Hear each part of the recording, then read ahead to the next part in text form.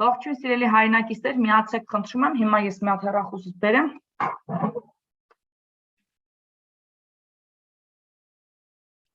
Եվ սկսենք այսօրվա եթերը։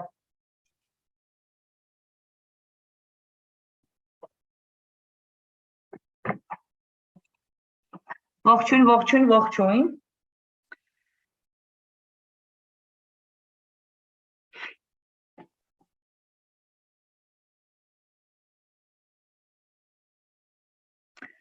Ուրեմն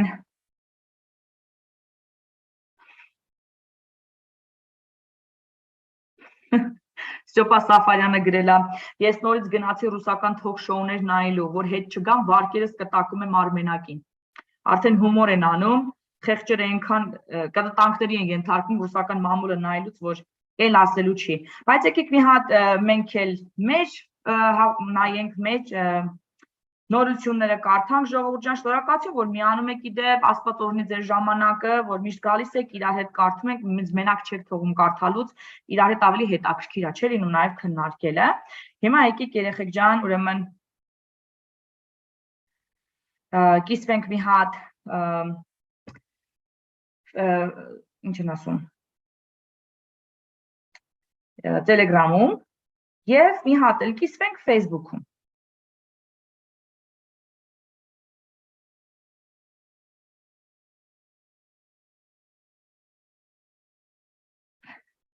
Ահա։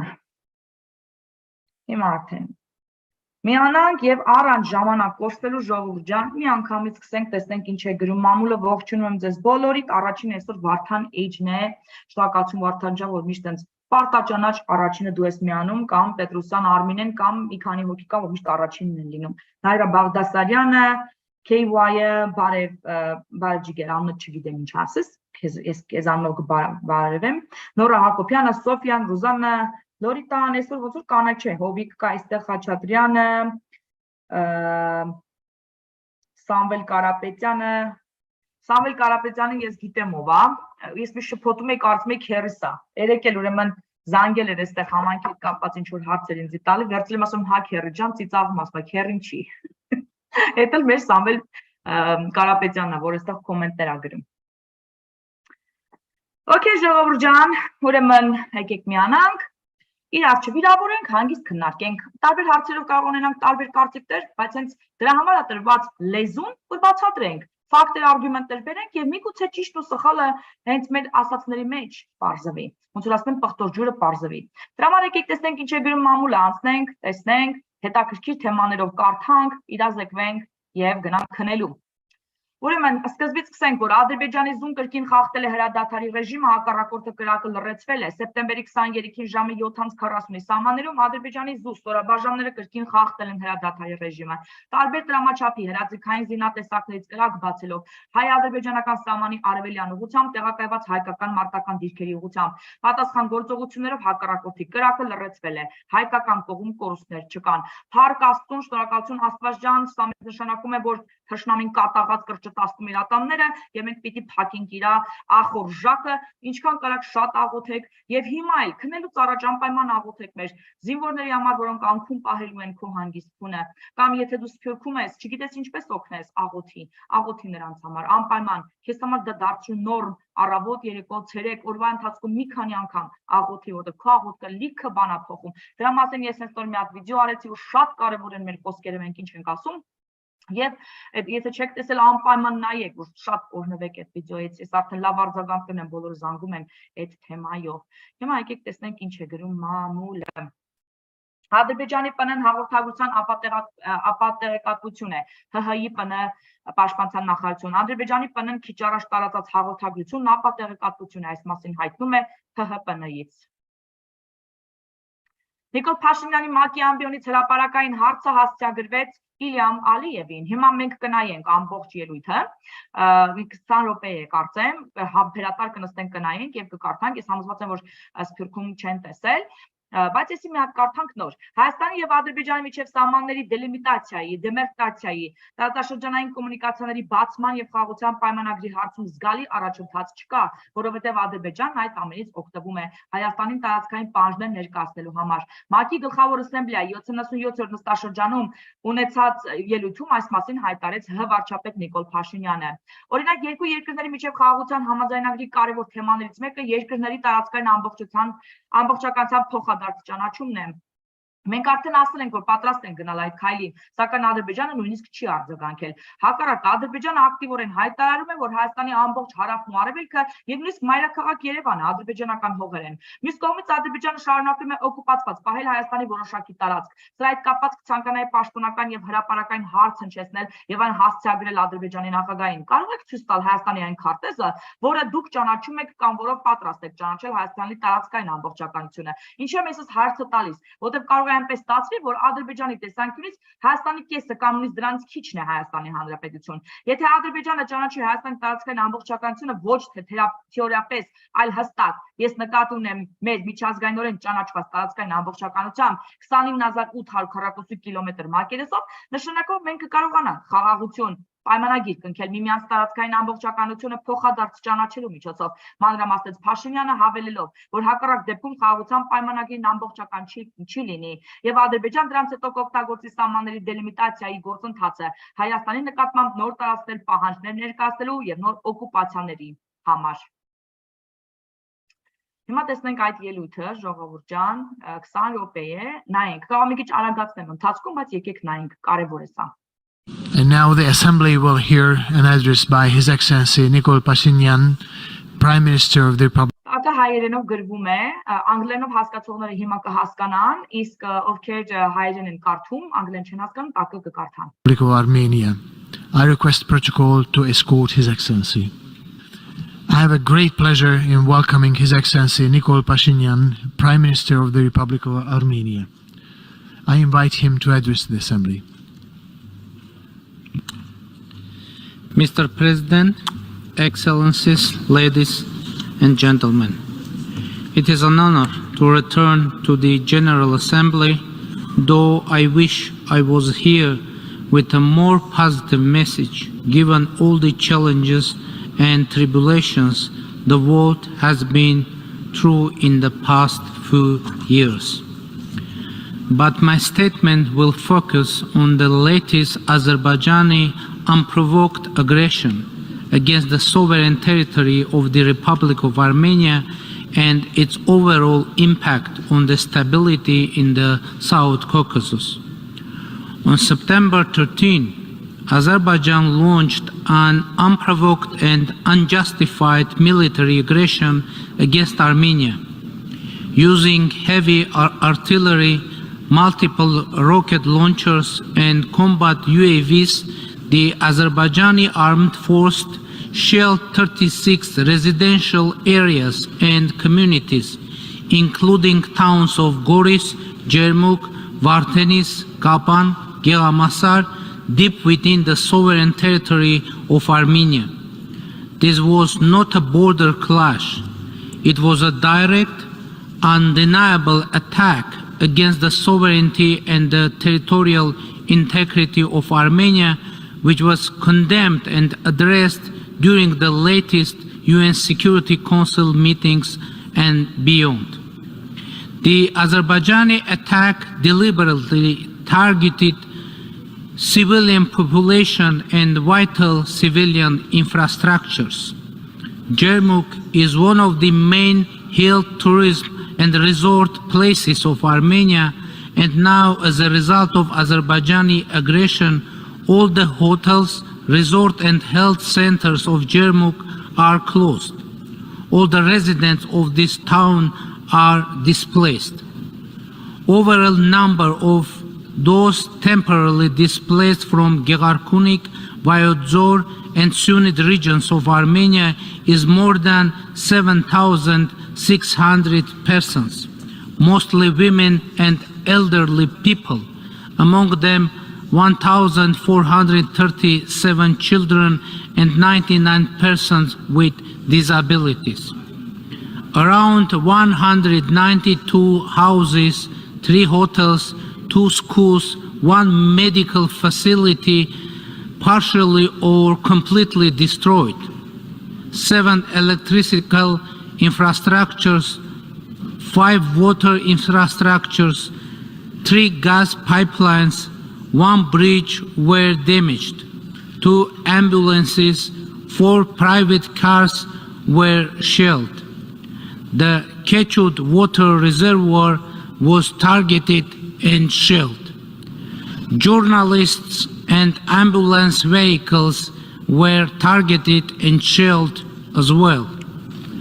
As a result of the aggression, the number of victims and missing persons at the moment exceeded 207. Among them, 3 civilians were killed and 2 civilians are missing. 293 servicemen and 8 civilians were wounded. At least 20 servicemen were captured. There are evidences of cases of torture, mutilation of captured already dead servicemen, numerous instances of extrajudicial killings, and ill treatment of Armenian prisoners of war, as well as humiliating treatment of the bodies.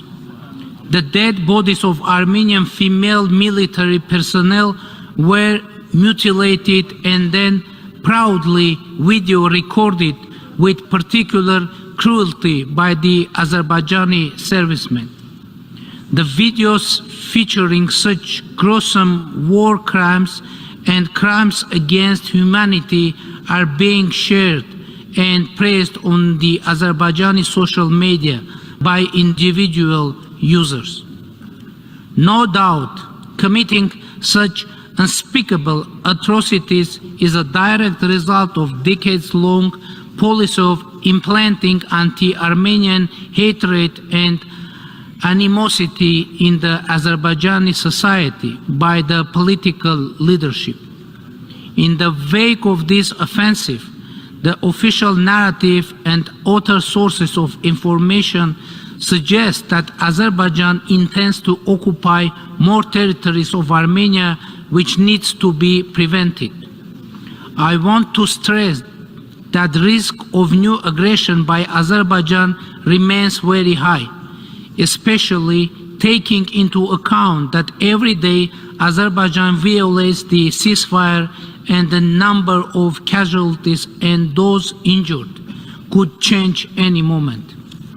Another factor for further escalation can be an appropriate reaction to this situation by the regional security organizations,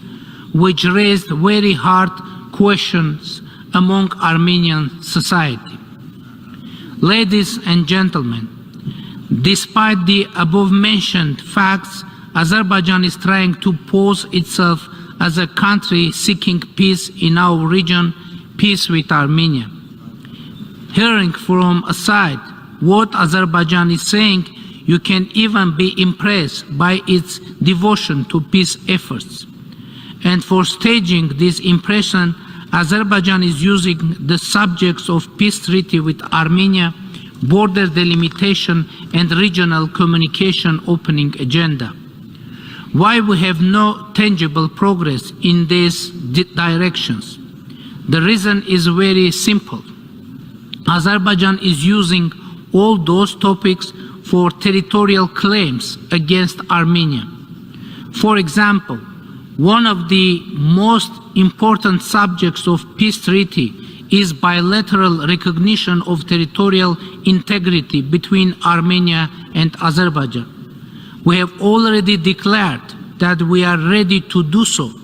but Azerbaijan hasn't done it so far. On the contrary, Azerbaijan has been publicly voicing that the entire south and east of Armenia and even the capital city of Yerevan is an Azerbaijani land. On the other hand, Azerbaijan is keeping under occupation tangible territories of Armenia, and as I said, the risk of new aggression by Azerbaijan remains very high. In this regard, I am posing an official and public question to the Azerbaijani president. Could you show the map of Armenia that you recognize or are ready to recognize as the Republic of Armenia? Why I am asking this? Because it can come out that from the point of view of official Azerbaijan, only half of Armenia and even less is the Republic of Armenia. If Azerbaijan would recognize territorial integrity of Armenia, not theoretically but concretely, I mean the integrity of our internationally recognized territory of 29,800 square kilometers, it would mean that we can sign peace treaty by mutually recognizing each other's territorial integrity.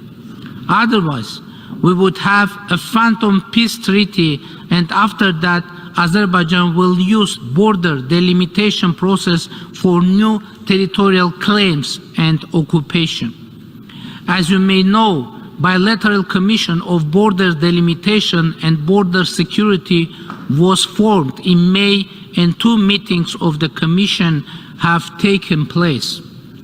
Before the formation of the commission, last year, Azerbaijan occupied more than 40 square kilometer territories of Armenia. And then, one of the excuses of Azerbaijan about the reasons they have done this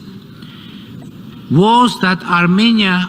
according to them, refuses to form border delimitation commission. Of course, we didn't refuse to do that, but only insisted that simultaneously a mechanism of border security should be established. In the end, according to our international partners' request, who argued that the border commission work itself will be a reliable factor for border security, we agreed to start the work. And now that Border Delimitation and Security Commission has been formed and is working, Azerbaijan initiated a new phase of aggression. And some of those international partners are silent. But what is now the explanation for aggression of Azerbaijan? You know, if someone has excess of aggressiveness, the reason always will be there. As it is said in a movie, it is always possible to find the reason. For example, why they killed Prince Hamlet. Who killed, how, when, and why? It doesn't matter. The reality is that Azerbaijan is trying and will continue to use the delimitation process for territorial claims against Armenia. Another such a topic is the opening of regional transport communication links. Azerbaijan is trying to represent Armenia as a destructive side in this discussion. The reality is that Armenia is ready to open its roads for Azerbaijan in the framework of our national legislation. Moreover, recently, the draft decision of government was published that supposes to open 3 checkpoints in the border with Azerbaijan for implementation of the Article 9 of the trilateral statement from November 9, 2020. According to that draft, citizens and goods of Azerbaijan would be eligible to use the existing roads of Armenia to commute from main Azerbaijan to the Nakhchivan Autonomous Republic. The Armenian government had political will to unilaterally accept that decision, but Azerbaijani officials tell us that they don't want to have those routes. What do they want? They want a new route to be constructed. It is also acceptable for Armenia, but according to the 9th article of the trilateral statement from November 9, 2020, a new route can be constructed with the consent of the sides. Armenia is ready to construct such a route which would operate according to the legislation and within sovereign control of the Republic of Armenia. So what is the point of Azerbaijani claims? Azerbaijan is hinting that Armenia has to provide an extraterritorial corridor, and according to them, the 9th article of the trilateral statement from November 9, 2020 is supposed to do that. The trilateral statement is a public document, and in the 9th article there is nothing about corridor, extraterritoriality, etc.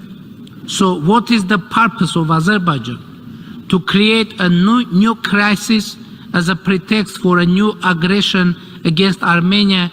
and for a new territorial claim.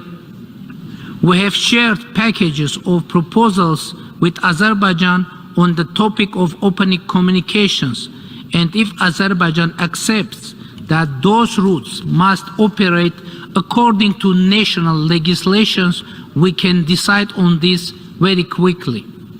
By the way, the trilateral statements from November 9, 2020 and January 11, 2021 imply that not only Armenia should provide roads to Azerbaijan, but Azerbaijan should provide roads to Armenia too,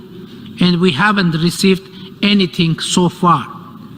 As for the corridor wording, it is very important to note that in the trilateral statement from November 9, only one corridor is mentioned, and it is the Lachin corridor for Nagorno-Karabakh. Ladies and gentlemen, one of the crucial factors of regional stability is the comprehensive settlement of Nagorno-Karabakh conflict, where the rights and the security of the Armenians living in Nagorno-Karabakh will be addressed and guaranteed.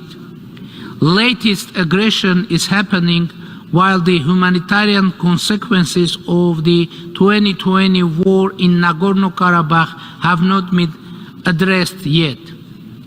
The post-war rehabilitation of Nagorno-Karabakh, the psychosocial issues of the displaced population, the repatriation of Armenian prisoners of war, and the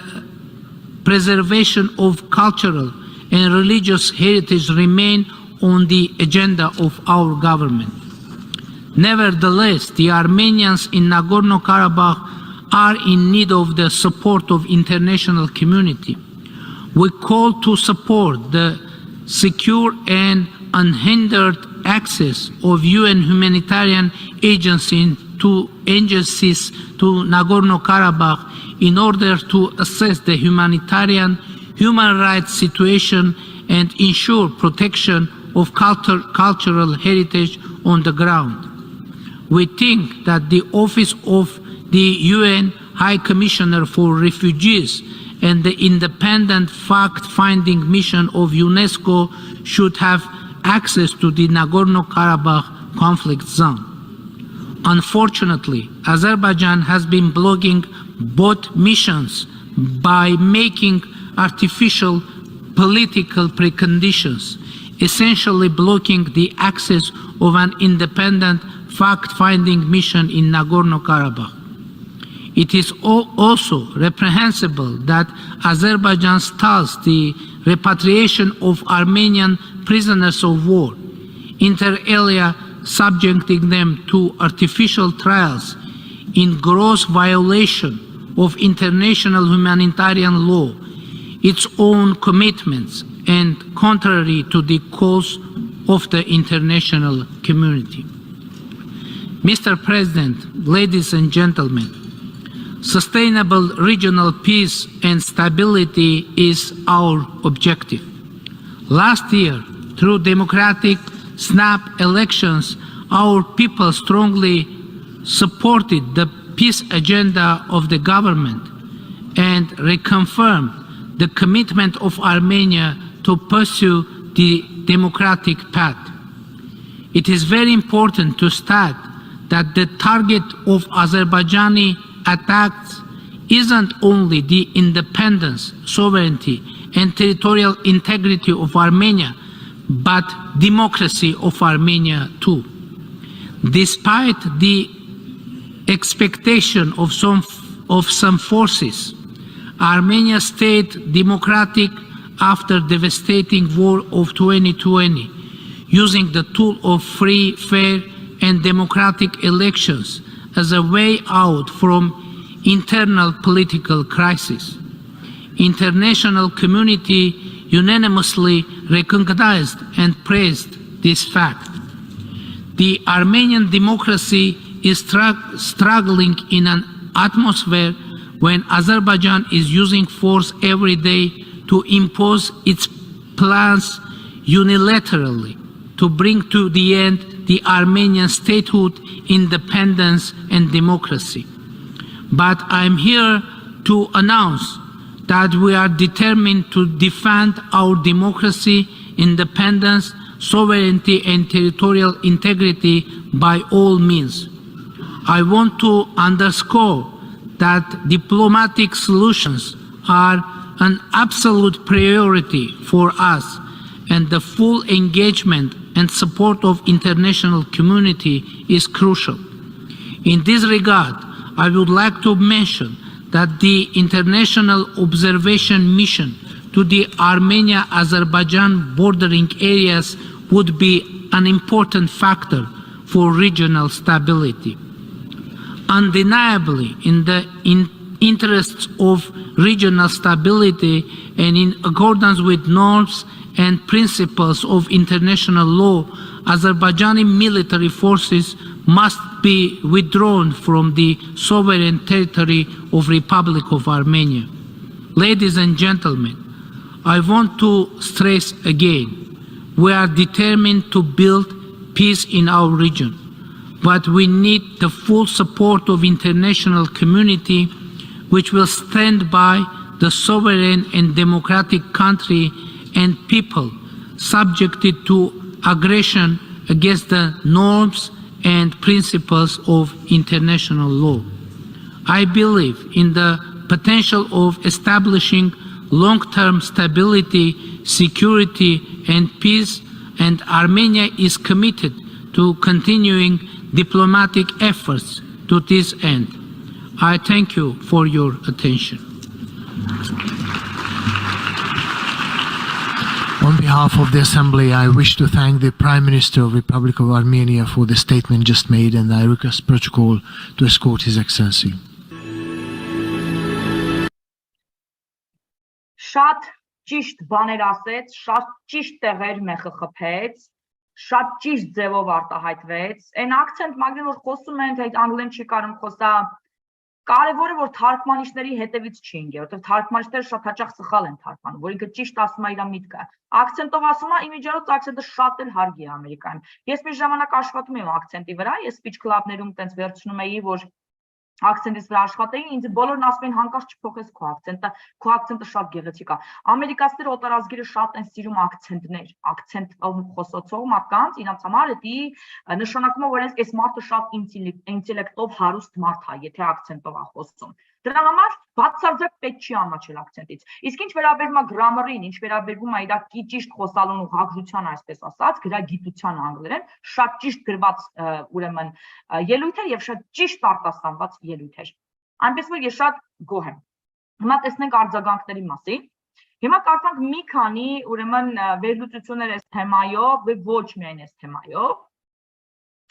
Ուրեմն Նիկոլ Փաշինյանի եւ Թուրքիայի նախագահ Ռեջեփ Թայիպ Էրդողանի հանդիպումը բացառված չէ, ՀՀ ագնախոսնակը հայտարարել է Պրահաման անցկացնելիք միջոցառման ընթացքում Հայաստանի վարչապետ Նիկոլ Փաշինյանի եւ Թուրքիայի նախագահ Ռեջեփ Թայիպ Էրդողանի հանդիպումը բացառված չէ։ Հանդիպման հաստատման դեպքում հանրությունը պատճառ ժամկետներում կտեղեկացնենք։ Փաշինյանը հանդիպել է ՆԱՏՕ-ի գլխավոր քարտուղար Ստոլենսբերգի հետ։ Վարչապետ Նիկոլ Փաշինյանը Նյու Յորքում ՄԱԿ-ի գլխավոր ասեմբլեայի 77-րդ նստաշրջանի շրջանակում հանդիպում է ունեցել ՆԱՏՕ-ի գլխավոր քարտուղար Յենս Ստոլտենբերգի հետ։ Վարչապետն անդրադարձել է Ադրբեջանի կողմից սեպտեմբերի 13-ին Հայաստանի իշխան տարածքի նկատմամբ ձեռնարկված լայնածավալ ագրեսիային, ընդգծելով, որ Ադրբեջանի զինված ուժերի կողմից թիրախավորվել են 36 բնակավայրեր։ Ինչի հետևանքով հայկական կողմն ունի զոհեր եւ վիրավորներ քաղաքացիական անձանշրջանում։ Նիկոլ Փաշինյանը կարևորել է ադրբեջանական գործողությունների դատապարտումը, ՀՀ սուվերեն տարածքից ադրբեջանական ստորաբաժանների անհապաղ դուրսբերման ուղղությամբ միջազգային հանրության համարժեք արձագանքի կարևորությունը։ ՆԱՏՕ-ի գլխավոր քարտուղարը նշել է, որ չափազանց մտահոգված է հայ-ադրբեջանական սահմանին տեղի ունեցող դեպքերի առնչությամբ։ Յենս Ստոլտենբերգը կարևորել է տարածաշրջանային խնդիրների, բանակցային եղանակով կարգավորման անհրաժեշտությունն ու այդ ուղղությամբ հետևողական ջանքերի գործադրում, այդ թվում միջազգային գործընկերների աջակցությամբ։ Հանդիպմանը մտքեր են փոխանակվել երկու ստեկ հետաքրքրության ներկայացնող տարբեր հարցերի շուրջ։ Ադրբեջանին կոչ են կանում զորքերը վերադարձնել իրենց սկզբնական դիրքերը ՀՀ-ում ԱՄՆ դեսպանատուն։ ՀՀ-ում ԱՄՆ դեսպանատունը պատասխանել է Ադրբեջանի վերջին ագրեսիային վերաբերյալ լուրերի հարցերին։ Ինչպես է գնահատում Ադրբեջանի գործողությունները Հայաստանի ինքնիշխան տարածքի նկատմամբ, հարցին ՀՀ-ում ԱՄՆ դեսպանատունը նշել է. հակամարտությունը չի կարող ռազմական լուծում ունենալ, իսկ ուժի կիրառումը անընդունելի է։ Մենք ցավում ենք մարդկային կորուստների համար, այդ թվում Հայաստանի տարածքում տեղ գտած քաղաքացիական անձանց բազմաթիվ կորուստների համար։ Ուրախ ենք, որ Ադրբեջանի եւ Հայաստանի հետ բարձր մակարդակներում մեր ներգրավվածության օգնեց կողմերին հաստատել հրադադար, եւ մենք շարունակում ենք մնալ ներգրաված եւ խրախուսում ենք այն աշխատանքը, որ անհրաժեշտ է տևական խաղաղության հասնելու համար։ Լուրերը հետաքրքրվել է, թե ԱՄՆ-ում դիվանագիտական առաքելությունն ինչ դիրքորոշում ունի Հայաստանի ինքնիշխան տարածքում ապօրինի կերպով գտնվող ադրբեջանցի զինված ուժերի վերաբերյալ։ Համարում եք արդյոք դրանց դերձբերումը Հայաստանի միջազգայինորեն ճանաչված տարածքից հրատապ անհրաժեշտություն հարցին ԱՄՆ դեսպանատունը նշել է. Մենք Ադրբեջանին կոչ ենք անում զորքերը վերադարձնել իրենց սկզբնական դիրքեր։ Մենք հորդորում ենք վերջ տալ ռազմական գործողություններին ու առանց զինված ուժերի ներգրավման աշխատել հասնել Հայաստանի Ադրբեջանի միջև բոլոր չկարգավորված հարցերի լուծմանը խաղաղ բանակցությունների շարունակմամբ։ Միացյալ Նահանգները պատրաստ է ամեն ինչ անել աջակցելու այս ջանքերին։ Ինչ դիրքորոշում ունի Ադրբեջանի կողմից Հայաստանի տարածքում քաղաքացիական բնակավայրերի եւ ենթակառուցվածքների թիրախավորման վերաբերյալ, որոնց հետևանքով կան նաև զոհեր հարցին դեսպանատնից արձագանքել են։ Մենք անձամբ տեսել ենք Հայաստանի տարածքում քաղաքացիական ենթակառուցվածքների պատճառված վնասը, տեսել ենք քաղաքացիական անձանշրջանում զոհերի եւ վիրավորների մասին հաղորդումները, որոնք երկու ստեկ խորապես անհանգստացնում են, ընդգծում հետագա մարտական գործողությունները կանխելու անհրաժեշտություն եւ դիվանագիտական ներգրավվածության կարեւորությունը։ Ադրբեջանի կողմից Հայաստանի ինքնիշխան տարածքում հայ զինծառայողներ են գերեվարվել, տարածվել են նրանց նկատմամբ խոշտանգումների մասին հաղորդումներ, ինչպես եւ նրանց դեռևս չեն վերադարձվել հայկական կողմին։ Ինչ դիրքորոշում ունի այս հարցերում հարցին ԱՄՆ դիվանագիտական ներկայացությունը արձագանքել է։ Մենք տեսել ենք հաղորդումներ հայ զինծառայողների գերեվարման եւ խոշտանգումների մասին։ Անցած շաբաթվա հարձակումներում գերեվարվածների անհապաղ եւ անվերապահ վերադարձը, ինչպես նաեւ այլ գերիների վերադարձը կարևոր քայլ է տևական խաղաղությանը հասնելու ճանապարհին։ Միացյալ Նահանգները դատապարտում է խոշտանգման ցանկացած դրսևորում, ցանկացած ժամանակ եւ ցանկացած վայրում եւ կառավարություններն աներկբա կոչ է անում հետամուտ լինել իրենց միջազգային պարտավորություններին եւ վերջ դնել այս հանցանքների հետ կապված անպատժելիությունը։ Ադրբեջանն Հայաստանին փոխանցել է 6 զինծառայողի մարմին։ Այսօր Ադրբեջանը Հայաստանին փոխանցել սեպտեմբերի 13-ին սանձազերծված ագրեսիայի հետևանքով զոհված 6 զինծառայողների մարմիններ։ Տեղեկությունը լուրերին հայտնել է ՀՀ պաշտպանության նախարարությունից։ Ցավակցում ենք զոհվածների, ուրեմն հարազատներին ու ընտանիքներին, վերջ տաս Աստված մեզ արյունահեղությանը։ Ես այսօր աղոթելուց այսպեսի բառեր ասեցի, որ մեր ամեն մի կյանքի համար, որ այսօր սահմանին կանգնած է 1,5 միլիոն կյանքի զոհ համատուցվել Տեր ջան, եւ ասեցի, որ հիշի այդ զոհաբերությունը եւ պաշտպանի սահմանում կանգնած յուրաքանչյուր զինվորի, որ այդ օջախի լույսը չմարի։ Դուք էլ միշտ բերեք մեր զոհաբերությունը Աստծո առաջ, ոչ թե որովհետեւ ինքը մոռացել է, այլ որովհետեւ դու միշտ ասես, որ քո ազգդ ինչ է արել Խաչի ու Խաչյալի համար, իր թագավորության համար, եւ դրանով բերես Աստծո գերբնական պաշտպանությունը մեր ազգի վրա, մեր զինվորների վրա։ Հիշեք այս աղոթքը եւ հաճախ այդպես աղոթեք։ Հերթական ստահակի բարբաջանքը նոյեմբերյանի ոչ մի համայնքում տարհանում չի կատարվում, պրովոկացիա է ավականու անդամ։ Նոյեմբերյանի ավականու ԿՊ խմբակցության անդամ Հայկ Անուշ Բեգլարյանը Facebook-յան իր էջում գրել է. «Սիրելի հայրենակիցներ, որպես նոյեմբերյան համայնքի ավականի պաշտոնապես հայտարարում եմ, որ նոյեմբերյանի տարածաշրջանի վարչական ոչ մի համայնքում տարհանում չի կատարվում, սուտ պրովոկացիա է։ Ժողովուրդ ջան, խուճապի չմատնվեք, հերթական ստահակի բարբաջանքն է»։ Նշենք, որ տեղեկությունը սոցիալական ցանցով տարածել է ազգային ժողովրդական բևեռի ներկայացուցիչ քաղաքագետ Հայկ Մարտիրոսյանը։ Ըստ աղբյուրների, որ աղբյուրների, ադրբեջանական աղբյուրների, հենց հիմա տարհանվում են նոյեմբերյան գյուղերը։ Նպատակը, որպեսզի վախեցնեն մեր ժողովրդին, տագնապին մեջ պահեն, խլեն նրանց քունն ու հանգիստը, որ կարողանան հյուծել մեր ժողովրդին։ Այսքան բան։ Իրանց աղբյուրները մեզ էլ արդեն հայտնի են ժավաղուց, թե ինչ տեսակ աղբյուրներ են։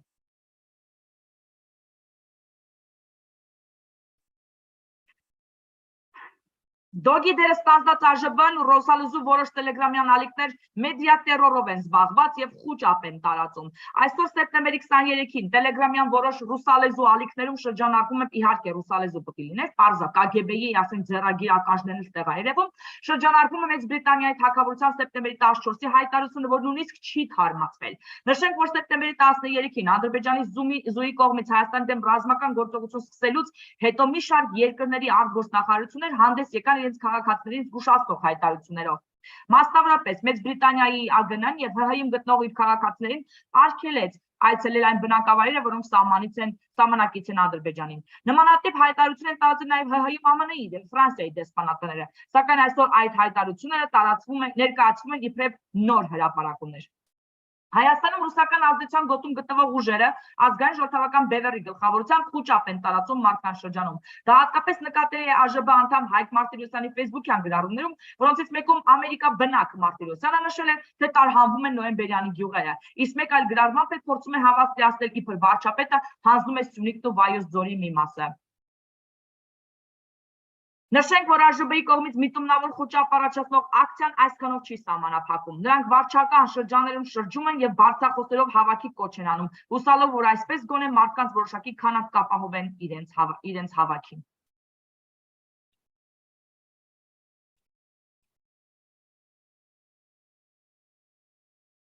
Փաստորեն նոյեմբերյանի տարհանման մասին լուրերը գրվում են Լիզբոնից, Պորտուգալիա։ Ուրեմն Աստղիկ Գևորգյանը գրել է. ուրեմն տվյալ Հայկ Մարտիրոսյանը, որը ամբողջ Facebook-ով մեր խուճապ է տարածում, այսօր հենց հիմա Լիզբոնում սրճարանում դիմացի սեղանին նստած է։ Իմացեք, որտեղ է թաքնված մեր հայրենասերները, գրել է նա եւ հրապարակել է նկար։ Լիզբոնից, ժողովուրդ ջան։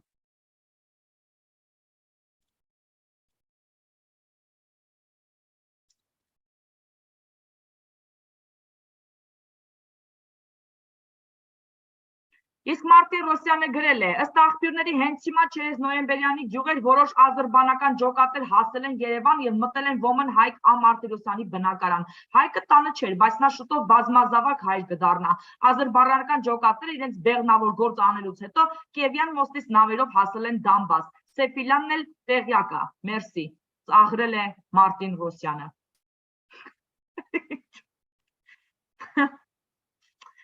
Նա Так.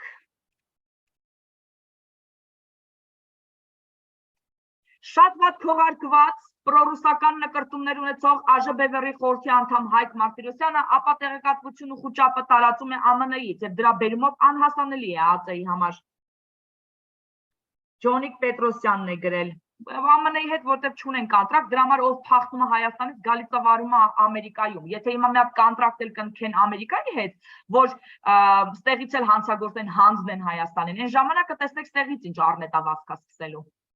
Դրա համար սաղ էլ գալիս ու ծվարում են Ամերիկայում, էլի։ Այստեղից տակտեղից հեշտ է խոսալը, մանավանդ որ Հայաստանի ձեռները այստեղ իրանց չի հասնի։ Հապկի մեջ մնալն այլևս վտանգ է դարձել ՀՀ-ի համար, դուրս գալը նույնպես վտանգավոր է։ Պետք է այլընտրանք սեր ստեղծվեն, ինչի նախադրյալները Մակում Փաշինյանի ելույթի մեջ են։ Ստյոպա Սաֆարյան։ Եկեք տեսնենք ինչ է վերլուծում Ստյոպա Սաֆարյանը այդ ելույթի առումով։ Ուրեմն քանի որ ինքը երկար է 24 րոպե, եկեք պրոստը կարդանք։ Երեք ՄԱԿ-ի գլխավոր ասեմբլեայի 77-րդ նստաշրջանում ունեցած ելույթում ՀՀ վարչապետ Նիկոլ Փաշինյանը խոսելով ադրբեջանական ագրեսիայի մասին միջազգային հանրությանը կոչ արեց աջակցել Հայաստանին, ինչպես նաև ասաց, որ միջազգային դիտորդական առաքելությունը Հայաստան-Ադրբեջան սահմանամերձ տարածքներում կարևոր գործոն կլինի տարածաշրջանային կայունության համար։ Դիտորդական առաքելություն է հրավիրում, այսի արդեն մեկ քայլ։ Այս առնչությամբ Civic-ը զրուցել է քաղաքագետ Ստյոպա Սաֆարյանի հետ։ Վարչապետի ելույթը ՄԱԿ-ում սկսվեց իրավիճակի բավականին հանգամանալից նկարագրությամբ։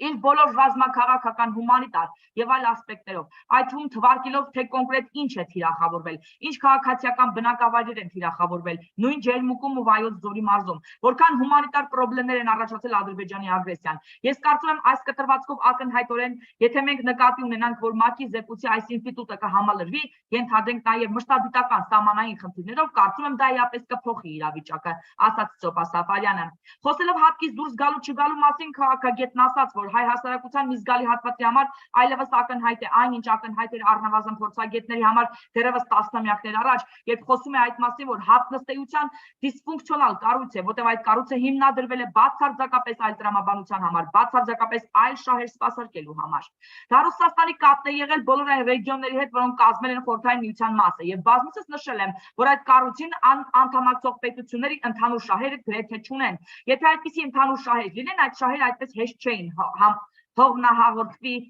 հողնահարվի էրոզիայի չէին եթարկվի, ասաց Ստյոպա Սաֆարյանը։ Նրա խոսքով անշուշտ հատկի մեջ մնալն այլևս վտանգ է դարձել ՀՀ-ի համար, դուրս գալը նույնպես վտանգավոր է։ Եվ այս պահին շատ մեծ ու լուրջ քննարկում է գնում Հայաստանում տարբեր հարթակներում, տարբեր փորձագետների ներգրավվածությամբ։ Քաղաքագետը նշեց, որ հապկում մնալու եւ դուրս գալու գինը բավականին լավ պետք է հաշվարկի։ Այս այլընտրանքային երաշխիքի մասով փորձագետների մեջ կա տեսակետ, որ մնալը դանդաղ մահ է, ինչը ինքը չի վիճարկի, որովհետև իսկապես պատար Հայաստանի ոչ միայն անվտանգությունն է ոչնչացվում, այլև Հայաստանի տարածքային ամբողջականությունն է ոչնչացվում, ընդ որում Հայաստանի գլխին ունենալով մի հովանոց, որը չկա։ Ես համաձայն եմ սրա հետ, որ համակերպելու եւ մնալու գինը համադրելով դուրս գալուց առաջացող վտանգների հետ չի կարելի ընտրել դանդաղ մահը։ Ընդհանրապես Հայաստանը հիմա չպետք է ընտրի մահը եւ իրավունք չունի ընտրելու մահը, բայց ի տարբերություն իմ այլ գործընկերների ես կարծում եմ, որ այնուամենայնիվ պետք է այլ ընտրանքի ռելսեր ստեղծվեն եւ կամ առնվազն նախապատրաստվեն այն մեխանիզմները, որոնք կչեզոքացնեն Հայաստանի կողմից այլ փնտրտոցից բխող ռիսկերը, այսինքն գտնել ճանապարհներ, գոնե նախապատրաստել է ճանապարհները, որ այդ ռիսկերը գան, գոնե պատրաստ լինենք դրանց դիմանալու, այդ է ուզում ասել։ Առնվազն այն, որ ես եմ ասել իմ երեկվա վիդեոյի մեջ, որ ասել եմ ժամանակ է պետք բանանել, շահել, ժամանակ է պետք շահել, որպեսզի սկսել հասունացնել այս հարաբերությունները, հասնել մի կետի, որ երբ որ հապկից դուրս գանք, մեզ միանգամից չլղճի Ռուսաստանի հրավերով Թուրքիան եւ Ադրբեջանը երկու կողմից չվերցնեն, որտեղ Հայաստան վերցնելը ընդամենը 1 ժամվա պատմություն, եթե երկու կողմից հարձակվեն, մեզանից 10-20 անգամ ավելի շատ, ավելի գեր զարգացած պետությունները եւ նույնիսկ ոչ մեկ չի հարցնում ես այդ պահին օգնի։ Դրա համար պետք է ստեղծել այդ նախադրյալները, որպեսզի խոստապենք այդ տեսակ բաներից, որտեղ Ռուսաստանը կանի դա, ինքը արդեն ապացուցել է, որ ինքը մեր թշնամիներից ավելի թշնամի է։ Բայց ի տարբերություն իմ այլ առնվազն նրանք պետք է նվազագույնի հասցվեն, որովհետև չի կարելի երկիրը թողնել ավելի մեծ անվտանգության վակյումի մեջ, ասաց Ստյոպա Սաֆարյանը։ Իր հավելումս նա նշեց, որ դրա նախադրյալները ինքը կարող է տեսնել ՄԱԿ-ում Նիկոլ Փաշինյանի ելույթում։ Իսկ ահա ներքինները, որ մի քանի հոգով հավաքվել են, ինչպես գիտեք, Չերչիլը, Ռոզվելտն ու Ստալինը համախմբվել են ընդդեմ արտաքին սպառնալիքի, իսկ ում դեմ են պայքարելու, ում շանս տալու համար են համախմբվել Լևոն Տեր-Պետրոսյանը, Քոչարյանն ու Սարգսյանը։ ՀՀ եւ Արցախի եւ նախկին նախագահները, ինչպես նաեւ ամենայն հայոց կաթողիկոսի մասնակցությամբ Էջմիածնում կայացած հանդիպման մասին լուրը եթե ոչ ցնցող, ապա լրահոսում առանձնացվող լուրեր։ Իսկ լրահոսը երեկվանից հագեցած է ՄԱԿ-ի գլխավոր ասեմբլեայի 77-րդ նստաշրջանին այսօրին մասնակցող ՀՀ բարձրաստիճան պաշտոնյաների, վարչապետ Նիկոլ Փաշինյանի, ԱԳ-նախարար Արաք Միրզոյանի, միջազգային գործընկերների ազդեցիկ պաշտոնատար անձանց հետ ունեցած նրանց կարևոր հանդիպումների եւ հայտարարությունների մասին հաղորդագրություններով։ Հատկապես Հայաստանի համար գերլարված ու վճռական այս ժամանակահատվածում եւ սահմաններին հարաբերական անդոր է, թշնամին չի հրաժարվում իր ռազմատենչ հռետորաբանությունից, ղեկավարությունը երկրում չէ, նախկին նախագահները փաստորեն որոշել են օգտվել առիթից ու օգտագործել այն, առերեսվել։ Հարկ է նշել, որ այս կոնֆիգուրացիայի հանդիպան մասին լուրը սովորական կթվար, եթե դրա մասնակից քաղաքական սուբյեկտներից մեկը չլիներ Լևոն Տեր-Պետրոսյանը։ Նա ամեն անգամ արդեն մի անգամ ցնցել է հանրությանը հանդիպան մասնակիցներին առնվազն երկուսի Քոչարյանի եւ Սարգսյանի հետ իր քաղաքական ախտորոշումներով։ Քոչարյանական սերժական իշխանությանը համատել է թաթար-մոնղոլական խանության հետ։ Նա տարիներ առաջ հայ ժողովրդին հրապարակավ ներողություն էր խնդրել կադրային սխալ քաղաքականության այդ երկուսին Հայաստան բերելու եւ հայ ժողովրդի վզին փաթաթելու համար։ Նա 2021 թվականին արտահերտ ընտրություններից առաջ նույն այդ երկուսին Քոչարյանի եւ Սարգսյանին միասնական ճակատով հանդես գալու առաջարկ էր արել ու մերժվել։ Ուշագրավ էր այս հանդիպման մասին տարածած հաղորդագրությունը, որով մասնավորապես ասված էր. Հայաստանում ստեղծված իրավիճակի առնչությամբ տեղի ունեցել շահագրգիռ քննարկում, որոշում է ընդունվել շարունակել հանդիպումները։ Հայրենափրկության հայտ ներկայացրած քաղաքական սուբյեկտները փաստորեն այս ընթացքում եւ ՀՀ իշխանությունն աշխարհի ուշադրություն է փորձում սևեռել ՀՀ-ին սպառնացող արտաքին վտանգների վրա, Աթուրանիստ քաղաքում տեղի ունեցած խոտկայի ժամանակ քննարկել են ոչ թե Հայաստանի արտաքին սպառնալիքների հաղթարման, այլ ՀՀ ներսում ստեղծված իրավիճակը։ Իսկ թե ինչ իրավիճակ է Հայաստանում հեղափոխությունից հետո եւ մասնավորապես 20 թվականի ապրիլի 25-ից ստաց, բոլորին է հայտնի։ Նշենք, որ ամիսներ առաջ դիմադրության շարժման օրերին Լևոն Տեր-Պետրոսյանը որոշել էր արձագանքել տեղի ունեցողին եւ կարևոր շեշտադրումներով հայտարարություն էր տարածել։ Ըստ այդմ, ընթացիկ ներքաղաքական առճակատումը ոչ թե ուժեղացնում, այլ ավելի է թուլացնում Հայաստանի դիրքերը առաջիկա դժվարագույն բանակցություններում։ Ուստի անհասկանալի է, թե որն է այսօրվա անդիմության բուն նպատակը։ Նաեւ նշել է, թե Սարգսյանի թեթև ձեռքով Նիկոլ Փաշինյանին փոխանցվել է կապիտուլյանտ պիտակը, մինչդեռ կապիտուլյացիայի ենթարկել ոչ թե Փաշինյանը, այլ Հայաստանը։ Հետևաբար ով է լինի Փաշինյանի փոխարեն Ռոբերտ Քոչարյանը, Սարգսյանը կամ թեկուզ իշխան Սաղաթելյանը, միևնույն է նրանք հլու հնազանդ ընդունելու են այն գծումը, ինչ փաթաթվելու է Հայաստանի վզին։ Խնդիրը ըստ այդմ Հայաստանի ղեկավար անձից կախված չէ։ Եթե այս պարզ ճշմարտությունը չհասկացվի եւ մեր երկրի ներքաղաքական ցնցումները շարունակվեն, ապա մեզ պարտադրվող լուծումները շատ ավելի ցավոտ են լինելու, անկախ այն հանգամանքից, թե Փաշինյանը կամ մեկ այլ ուրիշ կստորագրի միշտական փաստաթուղթը։ Հարց է ծագում, արդյոք ներկայիս ընդդիմության առաջնորդները չեն գիտակցում սա։ Եթե չեն գիտակցում, ապա դա նշանակում է, որ քաղաքականությունից ոչինչ չեն հասկանում։ Իսկ եթե գիտակցում են, բայց շարունակում են ներքաղաքական ցնցումները, ապա դրանց բխում է, որ նրանք բոլորովին այլ նպատակներ հետապնդում, քան բացարձակապես կապ չունեն ազգային շահերի հետ։ Այս ամեն ինչի հայտարարողը եղել էր Լևոն Տեր-Պետրոսյանը։ Տեղի ունեցածի վերջին հանդիպումներից հետո մեզ մոտ հարց է ծագում. ինչ հարցերի շուրջ է տեղի ունեցել քննարկումը, արդյոք այն վերաբերվել է ազգային շահերին, թե ներքաղաքական ցնցումներն ուժեղացնելու միտում ունի։ Հայաստանի անունից բանակցողի անձից, ինչպես Պետրոսյանն է ասում, այլևս ոչինչ կախված չէ։ Մինչդեռ ինչպես հայտնի է, թե Քոչարյանը, թե Սարգսյանը պահանջում են Նիկոլ Փաշինյանի հրաժարականը եւ նոր առաջնորդի պայման առաջադրում։ Եվ եթե նրանցից մեկը հրապարակավ խոստացել էր, որ իր այլևս որևէ պաշտոնի չհավաքնելու մասին, ապա մյուսը օրեր առաջ դրոշակ վերցնելու եւ քաղաքական մեյդան մտնելու մասին էր խոսել կինոթատրոններից մեկում։ Տպավորություն է, թե իրեն ողջախոհության ճրագի ֆունկցիա վերագրած առաջին նախագահը մտքափոխվել է եւ կարծում եմ, որ եթե հանդիպել օրվա իշխանության հրաժարականը պահանջող իր երբեմնի անորակ կադրերի հետ, աջակցի նրանցից մեկի իշխանության գալու փափակն իրագործելուն, հնարավոր է Հայաստանը կապիտուլացվածից կվերածվի հաղթանակացի, ավելի ճիշտ հաղթանակացի, ձեռառնելով Քոչարյանին։ Նախկին նախագահը այս բառը հենց այդպես է, կոպիտ ուղղագրական սխալով է գրել գրատախտակին։ Ընդդեմ ում են պայքարելու Էջմիածնի հավաքի սխոտքի մասնակիցները, տեղի ունեցած հանդիպան ճիշտ եւ արտարացի լինեն ապացուցելու համար, ինչպես եւ սպասում է սերժակոչարական ընդդիմության եւ մասնավորապես ՀԱԿ համակիրների կողմից մի շարք փաստարկներ են բերվում զավեշտականից մինչև ավելի զավեշտական, այսինքն ծիծաղելից ավելի ծիծաղելի։ Արմեն Աշոտյանը օրինակ իր Facebook-յան էջում զետեղելով ԱՄՆ նախագահ Ռոզվելտի, Մեծ Բրիտանիայի վարչապետ Չերչիլի եւ ԽՍՀՄ-ի առաջնորդ Ստալինի համատեղ ֆոտոն կից գրել է. մենք իրանք էլ իրար հետ մեղմ ասած հաշ չէին, բայց չարիքը վերացնելու եւ աշխարհի հաղթանակ դուրս գալու էսի չեմ կարող կարդամ, որտեղ այդտեղ գնացել է հասել է որտեղ։ ՀԱԿ-ի համակիրներից մեկն էլ այս Աշոտյանի համատությունը իր հերթին գրել է. երրորդ համաշխարհայում Ստալինը, Ռուզվելտը, Չերչիլը միասին են համագործակցում նացիստական Գերմանիայի դեմ, ամեն ինչ ճիշտ է ասված, բայց մի հարց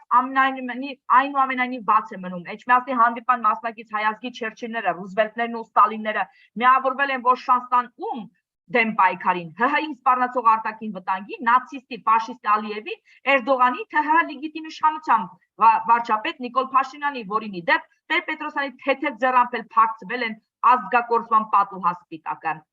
Հատկանշական է, որ Էջմիածնյան հավաքից առաջ Տեր-Պետրոսյանը հանդիպել է նաև Արցախի գործող նախագահ Արայիկ Հարությունյանի հետ, իսկ այ ՀՀ վարչապետի հետ ոչ, գրել է Հեղինե Մանուկյանը։ Ժողովուրդ ջան, փիս հոտ է գալիս դրանից, շան հոտ է գալիս դրանց հավաքից, իսկապես եմ ասում, էլի ես խափանում եմ սրանց դավադիր ծրագիրը, ինչ էլ որ լինի Հիսուսի անունով, չեղարկում եմ ամեն ինչ իմ ազգ գիտեմ արվող այս խոտքի հետևանքները եւ հռչակում եմ հայ ազգից միասնականությունն ու հաղթանակը։ Աղոթեք, որ քանդվի սրանց ծրագրերը եւ արտաքին եւ ներքին թշնամիների բոլոր ազգակործան հայ ազգի դեմ բոլոր ծրագրերը քանդվի Հիսուսի անունով։ Աժ աշխատակազմի գլխավոր քարտուղարին նկատողություն են հայտարարել, որովհետև ճիշտ չէր թարգմանչուհու, ուրեմն գործը ճիշտ չէր կազմակերպել։ Ես էլ ուղղակի ուզեցա ձեզ ասեմ ժողովուրդ ջան։ Իսկ հա ներքին քաղաքական իմաստով մի երկու բան էլ ուրեմն կարդանք։ Ուրեմն Ստեփան Սաֆարյանը հրապարակել է Սերժ Թանկյանի ուրեմն գրածը, թվիթը, որտեղ նա գրել է զգուշացում Ադրբեջանը պլանավորում է հարձակվել, բլայնամասշտաբ հարձակում Հայաստանի վրա, խնդրում եմ տարածել եւ Ռիչարդ Գիրգոսյանն էլ տակը գրել է Ադրբեջանը հարձակվելուց հետո 13-ից հետո այդ ռիսկը կա, որ նրանք կարող են նորից հարձակվել։ Եվ այս առումով Ստեփան Սաֆարյանը գրել է ու շատ եղեք Ժորժան, այս յոթ քաղաքականությունն է։ Տեսեք ու սովորեք, թե որ ուղղությամբ պետք է ուղղորդել ԱՄՆ դեսպանատան, Ֆրանսիայի ԱԳՆ դեսպանատան alert-ը, այսինքն զգուշացումը։ Դրա հասցեատերը միջազգային հանրությունը պետք է լիներ, ոչ թե խուճապի մատնել հայ հասարակությանը։ Ուզում ասի, այսպես բաներ, որ զգուշացեք, հարձակում են, նախորոք որ գոռում ես բոլորը լսում են, հարձակողն այլևս չի հարձակվում։ Այսինքն միջազգային ականջներին լսացնում ես, որ Ադրբեջանը հարձակվելու է ու արդեն քայլեր ես գործադրում, որ ինքը չհամարձակվի հարձակվի։ Ոչ թե որ ընկնես պանիկայի մեջ, հելնես ինչ անեց կասես իրար գլխի թափես։ Էս է ասում Ստեփան Սաֆարյանը։ Ու ես համաձայն եմ, ու մենք սա մեծ դեր ունենք, մենք ինքս պիտի գոռանք, մեր վրա հարձակվում են, լայնամասշտաբ հարձակում է կազմակերպվում, որպեսզի խափանվեն այդ հարձակումները։ Ոչ թե որ մենք ընկնենք պանիկայի մեջ, ասենք, վայ, աման, էս ինչ է կատարվում։ Դրսի լսարանի համար պետք է խոսաս, ոչ թե ներսի։ Ներսի լսարանի համար միայն լավ խոսքեր պիտի խոսաս, դուխով, համարձակություն, քաջություն, աստծօրհնություն, աստծո գերբնական պաշտպանություն։ Դրսի համար պետք է ասես թափարես կարմիր դրոշն ասես, եկեք, տեսեք, սա ինչ է կատարվում, սոս, որտեղ հեսա մեր վրա հարձակվելու են։ Որպեսզի դու ձեռնարկես քայլեր, նախահարձակում անես իրանց վրա, որ չհամարձակվեն հարձակվեն։ Այսինքն կոչվում է քաղաքականություն։ Եվ մենք պետք է հասարակություն որպես սովորենք սենց մինիմալ, պրոստը սովորական բաները, պիտի սովորենք սենց բաները։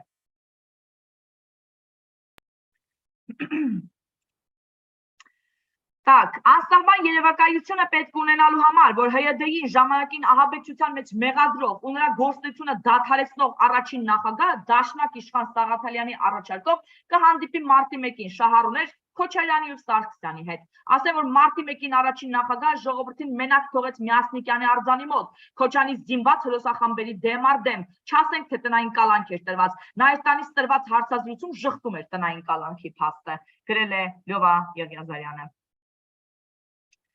Երեք համատելով առաջին նախագահի ժամանակվա եւ այժմյան պաշտոնյաների Վազգեն Սարգսյանին համարել են իրենց թիմի անդամ։ Հենց տեղները մեղանում են, Վազգենին համարում են իրենց թիմի անդամ, իսկ ընդհանրապես սպարապետին ընդունում են իրենց թշնամի եւ անընդհատ կրկնում կամավոր հրաժարականից 23 տարի անց այն անազնի միտքը, թե նա պատրաստ էր քաղաքացիական պատերազմ հրահրել, եթե առաջին նախագահը հրաժարական չտար։ Սա ամենամեծ ուրացումն է Վազգենի հիշատակի առաջ։ Իսկ ինչու են հրաժարվում, եթե ձեր թիմի անդամ էին Քոչարյանը, Սարգսյանը, Խոստով Հարությունյանը, Գագիկ Հարությունյանը նախարարներ, որոնք գողացան պետության, փողերը եւ փախան արտասահման եւ ուրիշներ։ Ձեռնատու չէ, սրբագրել հնարավոր չէ, քանի դեռ մեր սերունդը կենթանի է, գրել է Լովա Եղիազարյանը եւ ճիշտ է անում, որ անընդհատ հիշեցնում է։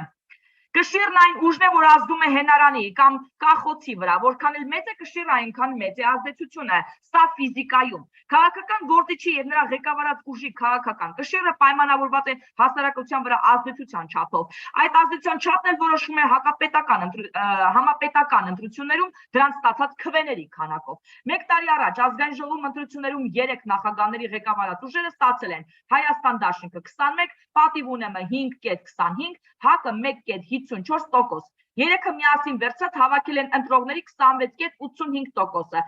ասենք 27%-ը։ Այնպես որ նրանք չունեն այն քաղաքական կշիռը, որ կարողանան շոշափելի ազդեցություն ունենալ ներքաղաքական գործընթացներում։ Պարզապես Պուտինին դուր գալու համար կփորձեն մխտռել երկրի ներքաղաքական կյանքը, հայտարարել է նա։ Իսկ հա դատավոր Ալեքսանդր Ազարյանը հրաժարական դիմում է ներկայացրել, նրա լիազորությունները դադարեցված են։ Ժողովրդան, այս նոր նախագահը, այս աղջիկը ինչ մի սպանդ է սկսել իրավական դաշտում, ես չեմ խորանում այդ մանրամասների վրա, բայց ինչ դատախազներ, ինչ դատավորներ են հրաժարական տալի, չեք պատկերացնի։ Ամեն օր 1-2 հրաժարական դրած է, ամեն օր կամ դատավոր դատավորի օգնական, դատախազ դատախազի օգնական, այսպես հերթով մաքրում այդ համակարգը։ Հիմա նայեք, ես մի բան ասեմ, շատ կարևոր քաղաքականությունը որդեգրեց Նիկոլ Փաշինյանը։ Ես այսօր նկատեցի, սկսեցի ծիծաղել բարձր, որովհետև հասկացա տրամաբանություն է։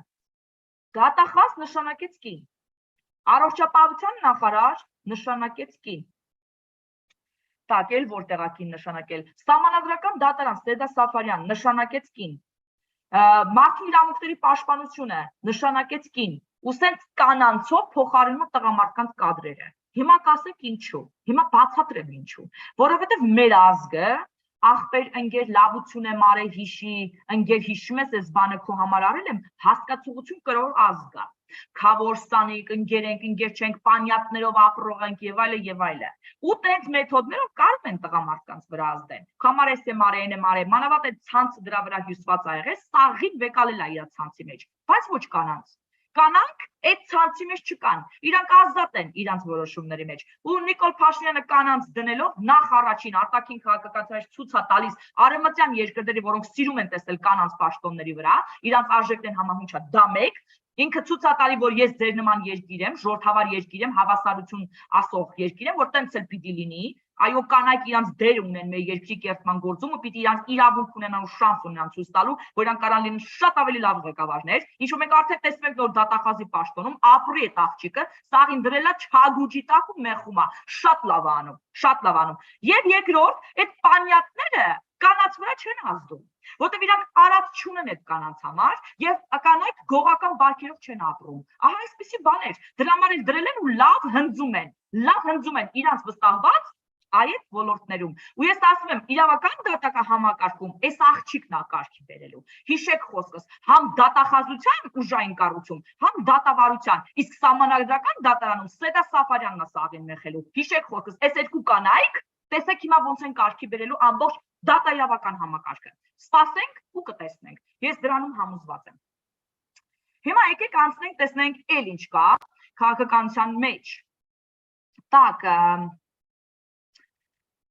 ահա, դա հետաքրքիր բաներ կար, բայց այդքան հետաքրքիր չէ, անցնենք մի քիչ միջազգայինին։ Ուրեմն, բրիտանական խորհրդանի անդամ Քրիս Լոուն Միացյալ Թագավորության կառավարությունը պետք է հրատապ արարողություն անի, դա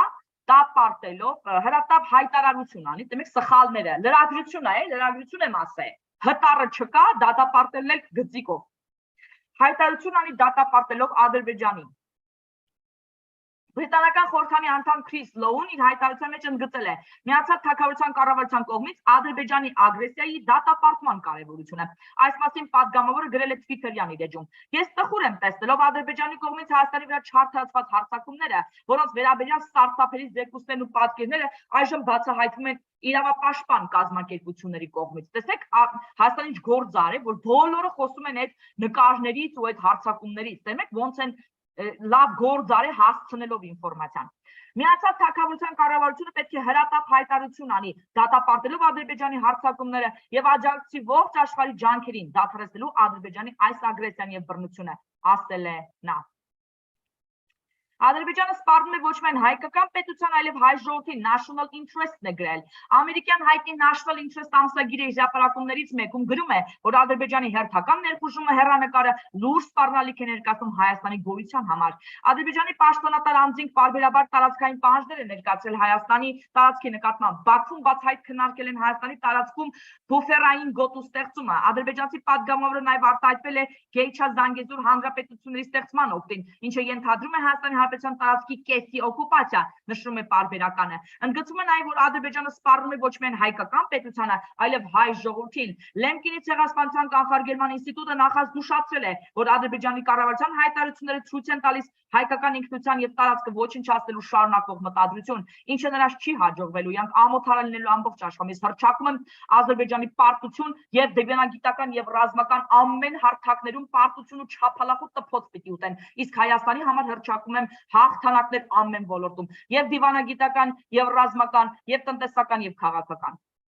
ԱՄՆ-ն պետք է ներգրավի Հայաստանի անվտանգության ապահովմանը, կոնգրեսականներ, տեսնենք։ Ամերիկացի մի շարք կոնգրեսականներ սեպտեմբերի 19-ին ելույթով հանդես եկան ԱՄՆ կոնգրեսում հայկական հանձնախմբի աջակցությամբ եւ ամերիկահայ կառույցների ջանքերով կազմակերպված Լեռնային Ղարաբաղի վերաբերյալ միջոցառմանը, ուր իրենց խոսքում անդրադառնալով Հայաստանի եւ Ադրբեջանի միջև վերջին բախումներին, խստորեն դատապարտեցին Բաքվին վերջինիս գործողությունները որակելով ագրեսիա ընդդեմ Հայաստանի։ Միացյալ Նահանգների ներկայացուցիչների պալատի խոսնակ Նենսի Փելոսիի հետ օրերս Հայաստան այցելած հայկական հանձնախմբի համանախագահ կոնգրեսական Ֆրենկ Փալոնն իր խոսքում կարծիք հայտնեց, որ Միացյալ Նահանգները պետք է ներգրավված լինեն Հայաստանի անվտանգության ապահովմանը։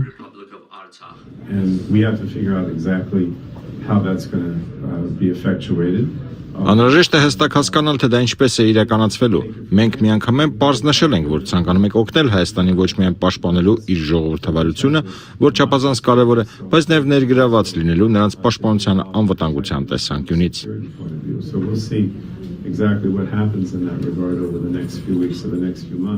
Ըստ կոնգրեսական Փալոնի չկա որևէ պատճառ հավատալու, որ Ռուսաստանը սատար կկանգնի Հայաստանի անվտանգությանը։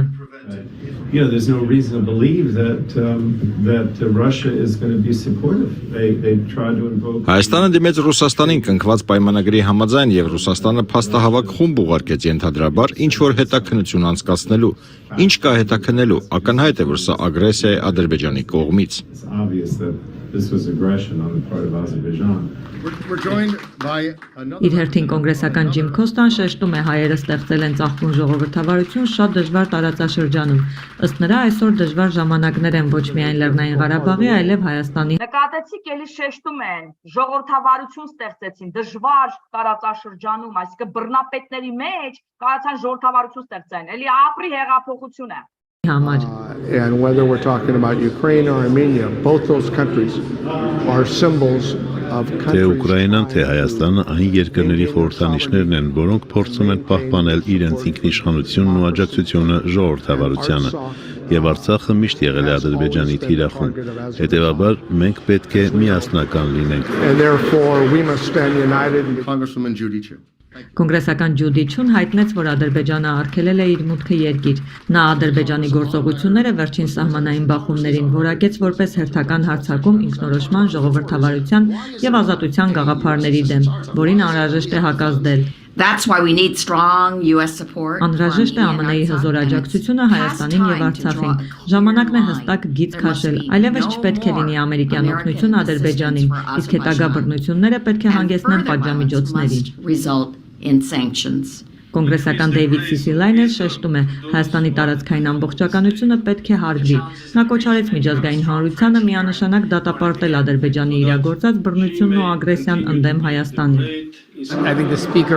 Կարծում եմ, որ խոսնակ Փելոսիի Հայաստան այցը ցույց դրեց մեր միանշանակ աջակցությունը ժողովրդավարությանը Հայաստանում։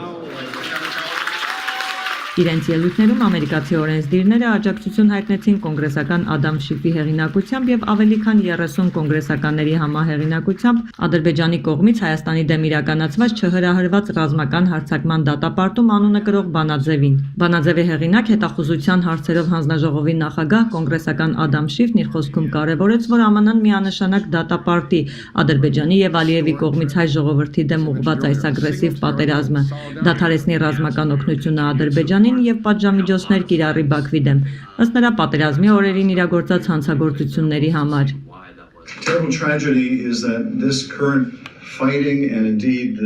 Ողբերգությունը կայանում է նրանում, որ այս ընդհարումները եւ 2 տարի առաջվա պատերազմը կարող են կանխվել, եթե միջազգային հանրությունը դադարեր հավասարության նշան դնել եւ կողմերին կոչ անել ձեռնապահ մնալ բռնություններից, երբ ակնհայտ էր, որ այստեղ եղել է եւ կա միայն մեկ ագրեսոր եւ դա Ադրբեջանն է։ Հայդատի հանձնախմբի գրավերով Վաշինգտոնում գտնվող Դավիթ Բաբայանն իր խոսքում ընդգծեց. Հայ ժողովուրդն այսօր կանգնած է էգզիստենցիալ սպառնալիքների առջև եւ ցանկացած րոպե հակառակորդը կարող է լայնածավալ հարձակումներ սկսել։ Նա կարևորեց ԱՄՆ-ի դերակատարությունը որպես ԵԱՀԿ Մինսկի խմբի համանախագահ, ինչպես նաեւ հայկական ու մասնավորապես ամերիկահայ Սփյուռքի աջակցությունը։ Ակնկալում ենք Վաշինգտոնից որպես ԵԱՀԿ Մինսկի խմբի համանախագահ երկիր գործուն քայլեր հակամարտության կարգավորման ուղղությամբ ակնկալում ենք Թուրքիայի ագրեսիվ նկրտումների զսպում, որովհետև միակ երկիրը, որը կարող է եւ ի վիճակի է այն զսպել, դա Ամերիկայի Միացյալ Նահանգներն են։ Միջոցառումը վարող Հայդատի հանձնախմբի գործադիր տնօրեն Արամ Համբարյանն իր խոսքում ողջունեց միջոցառման մասնակիցներին, ովքեր ներկա էին պատմության այս առանցքային պահին։ Հայաստանի ժողովուրդը միայնակ չէ, հայտարարեց Համբարյանը եւ ողջունեց ԱՄՆ ներկայացուցիչների պալատի խոսնակ Նենսի Փելոսիի այցը Հայաստան, ինչպես նաեւ Դավիթ Բաբայանի այցը Վաշինգտոն, առանձնացնելով հետագա առաջնահերթություններն ու ձեռնարկվող քայլերը։ Մի խոսքով հասկացանք ժողովուրդ ջան։ Ես հավատում եմ, որ Աստված օգնելու է մեր դիվանագիտության, ես հարցերը լուծելու է։ Դրա համար քանի առիթ կա ժողովուրդը օգտվելու առիթից ասեմ, վաղը ես Zoom դաս եմ դրել, ժամը Հայաստան ժամը 9:09-ի մեջի վրա, այս կոմենտների մեջ եւ նախորդ վիդեոյից կոմենտեր տակ ես կդնեմ կոդերը։ Գնացեք, վերցրեք, եկեք ժողովուրդ ջան, ծրագիր, ինչ պիտի ասենք, ինչ պիտի աղոթենք, ինչպես պիտի պաշտպանենք մեր երկիրն ու մեր սահմանները, ինչպես պիտի երկարացնենք մեր ժամանակը, որ մեր դիվանագիտությունը Աստծո իմաստությամբ կարողանա լուծի այս հարցերը դիվանագիտական ճանապարհով, որտեղ այսօր ամեն հայի կյանք թանկ է ու ամեն մի հայ այսօր կանչված է մեծ առաքելության ու ես գիտեմ որ մենք ապրում ենք արդեն մենք ապրում ենք մեր առաքելությամբ հայազգը կանչված է Բաբելոնի դեմ սրա մասին մանրամասն ես Կիրակի օրը խոսամ ովա Բաբելոնը եւ ինչ կապ ունի Զանգեզուրի Միջանցքի հետ ինչ ասում Աստվածաշունչը Բաբելոնի մասին ինչա հայերին կանչում Բաբելոնի դեմ եւ այս ամեն ինչը ինչի է հենց Զանգեզուրի միջոցով ասում ինչի համար է սրանք ուզում Զանգեզուրի Միջանցքը ով է Բաբելոնը, ինչ ալնելու նրա հետ եւ ով է այն գազանը, որի վրա ինքը նստած է։ Աստվածաշունչը ինքը կերպարներով է խոսում, բայց խոսում է այսօրվա դեպքերի մասին։ Ինչի համար են այս պատերազմները, ովքեր ուն հետ են ձևավորվում, ով է մեր իսկական բարեկամը, ինչ ասում է Աստվածաշունչը, ով է մեզ լինելու օգնող։ Այնպես որ այս ամեն ինչը գրված է Աստվածաշունչում, որ մեր աչքերի առաջ այսօր կատարվում է ժողովուրդ ջան, բառ առ բառ կատարվում է այսօր։ Ես իր սրա մասին խոսել եմ 3 տարի առաջ, ես վիդեոներ ունեմ երկար սրանց մասին, այսօրից զանգում են աշխարհի տարբեր տեղից ասում են ինչ որ ասել ես այսօր լինում է, որտեղ իսկապես տենց է, որտեղ ես չեմ մտածող եղել Աստվածաշունչը, ես ընդհանրապես կարդացել եմ Աստվածաշունչ բացատրել, դրա համար ես նորից կբացատրեմ, մենք կհիշեցնենք մեր հիշողությունը կթարմացնենք, որպեսզի իմանանք որ ժամանակների մեջ ենք մենք ապրում, ու իմանանք մենք ինչ պիտի անենք, ու դրա համար կռվենք։ Շաբաթ օրը եկեք, այս մասերը մի թեթև կխոսամ եւ հետո իմ լայվերի ընթացքում ավելի մանրամասն կխոսամ ժողովուրդ ջան։ Իսկ վաղը ես կսովորեցնեմ ինչ պետք անենք, ծրագիր պայքարի համար։ Մենք այսօր հոգևոր զինվորական ենք գրված, մենք այսօր հոգևոր գեներալ ենք, ու մենք մեր պայքարը այնտեղ պիտի տանենք, որպեսզի ոչ մեկի արյունը չթափելով այս հարցերը լուծվեն, հարցերը հոգևոր դաշտում պիտի լուծենք, դրանց ջարդը այնտեղ պիտի տանք ժողովրդին։ Հիմա Հունաստանի ամենակարևոր նավահանգիստը կանցնի ԱՄՆ-ի վերահսկողության տակ զենքի եւ էներգիայի ներմուծման համար դեպի Եվրոպա առանցքային դարպասի Ալեքսանդրոպոլիս նավահանգստի սեփականաշնորհումը կավարտվի այս շաբաթ Բրյուսելի կողմից խրախուսվող տնտեսական ճշգրտման ծրագրի շրջանակներում։ Հունաստանի ամենակարևոր նավահանգիստն այժմ կանցնի ԱՄՆ-ի վերահսկողության տակ։ Մի ժամանակ դժվար էր քարտեզի վրա գտնել խաղաղ նավահանգստային քաղաք Ալեքսանդրոպոլիսը, սակայն վերջին շրջանում դրա ռազմավարության նշանակությունը մեծացել է, քանի որ Վաշինգտոնն ամրապնդում է իր ռազմական կապերը Հունաստանի հետ։ Սա վնաս է հասցրել Ամերիկայի վաղեմի դաշնակցին Թուրքիային, քանի որ արաբական առաջնորդները գնալով ավելի չեն վստահում Էրդողանին։ Այսօր միջոցը մասին է գրված Աստվածաշնչում, որ լինելու է այսի։ Ալեքսանդրոպոլիսը ռազմական տեխնիկայի առաքման համար Ուկրաինա մուտքի կարևոր կետ է, ինչպես նաև եվրոպական էներգիայի աղբյուրի դիվերսիֆիկացման ռազմավարական կարևոր վայր։ Անցած 3 տարիների ընթացքում ԱՄՆ-ն եւ Հունաստանը համաձայնագրեր են ստորագրել ամրապնդելու իրենց պաշտոնական համագործակցությունը եւ երաշխավորելու անսահմանափակ մուտքը դեպի հունական մի շարք ռազմակայաններ։ Դրանց թվում է Հունաստանի զինված ուժերի օբյեկտը Ալեքսանդրոպոլիսում։ Այժմ համագործակցության մեկնարկներից ի վեր նավահանգիստը անսովոր մեծ քանակությամբ ռազմանավեր է անցել։ ԱՄՆ-ն խնդրել է Հունաստանին Ալեքսանդրոպոլը ներառել այն տարածքի ցանկում, որտեղ ներկա կլինեն ամերիկացիները, քանի որ այս նավահանգիստը թույլ է տալիս նրանց հեշտությամբ ուժեր եւ զինամթերք տեղափոխել արևելյան Եվրոպա։ Ամերիկացիները որոշակի բարելավումներ կատարեցին նավահանգստում նպատակ ունենալով հեշտացնել բեռնումը, բեռնաթափումը։ ԱՄՆ-ի զորքերի տեղակայումը Ալեքսանդրոպոլսում աննկատ չմնաց Մոսկվայի կողմից։ Դեռ հունվարին Կրեմլը մեղադրել էր Վաշինգտոնին հունական նավահանգստով Կիև զենք ուղարկելու մեջ։ Ռուսաստանի արտգործնախարար Լավրովը կոչ էր արել Աթենքին վերանայել իր դաշինք ԱՄՆ-ի հետ վկայակոչելով հույների եւ ռուսերի միջև պատմական կապերը։ Թուրքիայի կառավարությունը նույնպես քննադատել էր այս ռազմական ներկայությունը։ Այսպեսով Ալեքսանդրոպոլի նավահանգիստը դարձել է բաղձալի աշխարհաքաղաքական օբյեկտ այժմ եւ դրան կառավարում առաջարկում են ամենաբարձր գնորդին։ Անցած տասնամյակների ԵՄ-ի կողմից Հունաստանին տրված հաջորդական օգնության փաթեթների դիմաց Բրյուսելը ստիպեց Աթենքին սեփականաշտորել բազմաթիվ պետական ակտիվներ, ներառյալ իր նավահանգիստների կառավարումը։ Դրանցից ամենամեծը Պիերոյում ձեռք էր բերվել Կոստկո չինական պետական ընկերությունը։ Սալոնիկում գտնվող նավահանգիստը վաճառվել է կոնսորցիումին, որը գլխավորում է ռուս-հունական օլիգարխ եւ քաղաքական գործիչ գործարար Իվան Սավիդիսը, որը Պետդումայի падգամավոր է Եդինայա Ռոսիա կուսակցությունից։ Եվրոխորհրդանի փոխնախագահի նախկին խորհրդական Դմիտրի Ռապիդիսը քննադատել է սեփականաշտորման ծրագիրը։ Սխալ է խոշոր նավահանգիստների սեփականաշտորումը, քանի որ չկան երաշխիքներ ոչ աշխատողների ապագայի, ոչ էլ տարածքի անվտանգության համար։ ԵՄ-ն ակնհայտորեն ֆինանսական շահերը վեր է դասել անվտանգության նկատառումներից։ Հինգշաբթի սեպտեմբերի 22-ին վերջնաժամկետին Հունաստանը երկու պարտադիր հայտ է ստացել Ալեքսանդրոպոլի նավահանգստի բաժնետոմսերից մեջ։ Դժվար է հասկանալ հասարակության հիստերիկ արձագանքը մոբիլիզացիային, ասել է Պեսկովը։ Կրեմլի մամլուք հարտուղար Դմիտրի Պեսկովը այսօր սեպտեմբերի 23-ին ճեպազորույցի ժամանակ հայտարարել է, որ չի հասկանում հասարակության հիստերիկ արձագանքը Ռուսաստանում հայտարարված մասնակի մոբիլիզացիային։ Նրա խոսքով սկզբում կար տեղեկատվության պակաս, իսկ այժմ այն շատ է, ներառյալ ՊՆ-ի հայտարարությունները։ Նա համակարգացներին կոչ է արել չտրվել սադրանքներին, չհավատալ ֆեյքերին։ Կարելի է դեռ ինչ-որ կերպ հասկանալ նման հիստերիկ եւ զգացմունքային արձագանքը առաջին ժամերին, առաջին օրը, ասել է նա։ Պեսկովը նաև ասել է, որ կառավարությունում այժմ մշակվում է մոբիլիզացված մարդկանց համար վարկային համաներման վերաբերյալ ավելի վաղ բարձրացված հարցը։ Դե մեկ ասում է վարկերը քեզի կներեն, հələ գնացեք Ժորժան մի բան ասեմ ստե։ Դու գիտեք, որ Ռուսաստանից լիքը մարդ չի կարա դուրս գա, որտեղ վարկեր ունի։ Ամերիկայում օրինակ եթե դու վարկեր ունես, քեզ չեն բռնելու դատեն։ Այսինքն դու կարաս հանգիստ ելքում ուտ կունենաս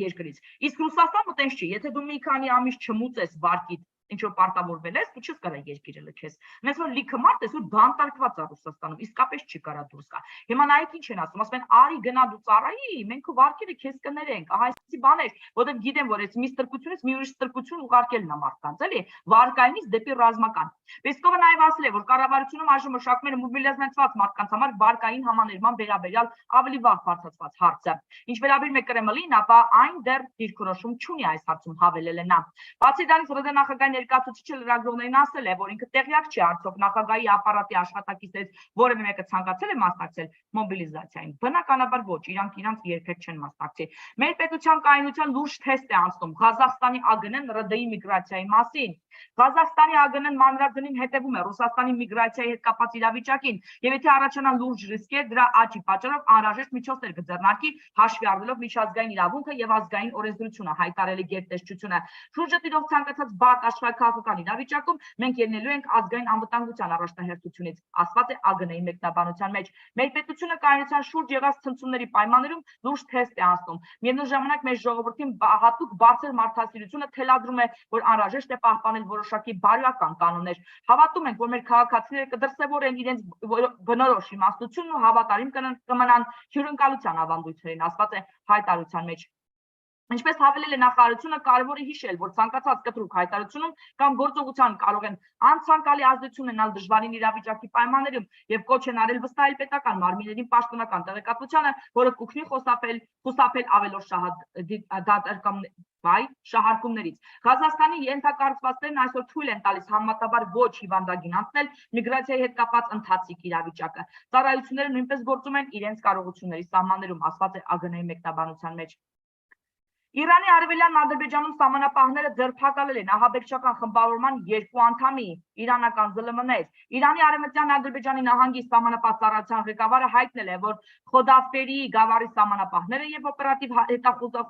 հետախուզական խումբը նույնականացրել եւ ձերբակալել են ահաբեկչական խմբավորման 2 անդամների, ովքեր մտադիր էին երկիր մուտք գործել Իրանում անկարգությունների եւ վանդալիզմի ակտերին մասնակցելու համար։ Այս մասին հաղորդում են իրանական լրատվամիջոցները։ Ձերբակալվածներից արգրավել են տարբեր տեսակի զենքեր, նրանց նկատմամբ հարուցվել է քրեական գործ, կատարվում է հետաքննություն։ Իսկ ահա մահացել է ԱՄՆ պետքարտուղար Էնթոնի Բլինքենի հայրը, որը 92 տարեկան էր, ժողովուրդ ջան։ Մարդ ասում են այնքան երջանի կլինի, այդքան ապրի։ Հիմա մահը այնքան է երիտասարդացել, այնքան երիտասարդ է, ես այնքան մահ լսեցի, ես մի շաբաթվա ընթացքում մոտիկ մարդկանց հարազատների, որ ուղղակի ասում ես Աստված իմ, երանի թե բոլորս շատ ժամանակ ունենանք ճշմարիտ ճանապարհը բռնելու համար։ Ուրեմն կհանդիպենք վաղը Ես չեմ կարծում, որ մամուլը կհասցնենք կարդանք, կիրակի օրը կկարդանք, բայց վաղը կամ կհասցնեմ կարդամ, տեսնեմ, եթե մեկի շուտ զարթնեցի, ժողովուրդ ջան, որտեղ ես մեկ-մեկ դասերից ժամանակ ամբողջ գիշեր նստում եմ, պրեզենտացիաները գրում եմ, մտածում եմ, աղոթում եմ, որ Աստված առաջնորդի իմանանք ինչ է ինքը մեզ ուզում ասի, որ շատ ուշ եմ քնում, ուշ եմ արտանում։ Եթե առավոտյան շուտ արտացա, թեկուզ կես ժամով կմտնենք ուղղակի կկարդանք կարևոր նորությունները եւ հետո կհանդիպենք դասաշրջանակներում, թե ինչպես կռվես հոգեվոր դաշտում, քեզ համար, քո հարազատիդ համար, քո սերունդների համար, քո երեխաների, քո պետության, քո գյուղի, քաղաքի, մարզի, ազգի համար, որտեղ կարևոր են սրանք։ Ես նոր վիդեո եմ դրել, անպայման նայեք, շատ կարևոր վիդեո է, թե ինչ են անում խոսքերը մեզ հետ եւ ինչքան զգուշ պիտի լինենք, ինչքան տիրություն պիտի անենք մեր լեզվին, որտեղ մենք մեր լեզվով ստեղծում ենք այն իրականությունը, որի մեջ ապրում ենք։ Այն իրականությունը, որ մենք այսօր ունենք, մենք ստեղծել ենք 2-3 տարի առաջ մեր բերանից դուրս եկած խոսքերով։ Ուրեմն զգուշ լինենք, որտեղ այսօր մենք կերտում ենք մեր 2-3 տարի հետոյի ապագան։ Իսկ դրա մասին ավելի մանրամասն ինչպես, ինչ քայլերով, ինչ գործիքներով հոգեվոր դաշտում ինչպես պաշտպանվես, ինչպես եղանակ փոխես եւ ինչպես ջարդը տաս թշնամու, որ ֆիզիկական աշխարհին չհասնի ինքը ու հաղթանակի ոչ մի հույս չունենա։ Կհանդիպենք վաղը, կհանդիպենք բարձունքում։ Իսկ այսօր այսքանը բարի գիշեր եմ մաղթում եւ լավ օր եմ մաղթում բոլոր նրանց, որը դեռ առջևում է։ Օրհնված լինեք, օրհնված են ձեր բոլոր սերունդները, իմաստությամբ լինեք, իմաստությամբ եւ ուրախությամբ քայլող ազգ լինենք մենք, հաղթանակներով քայլող ազգ։ Այսքանը, հաջողություն։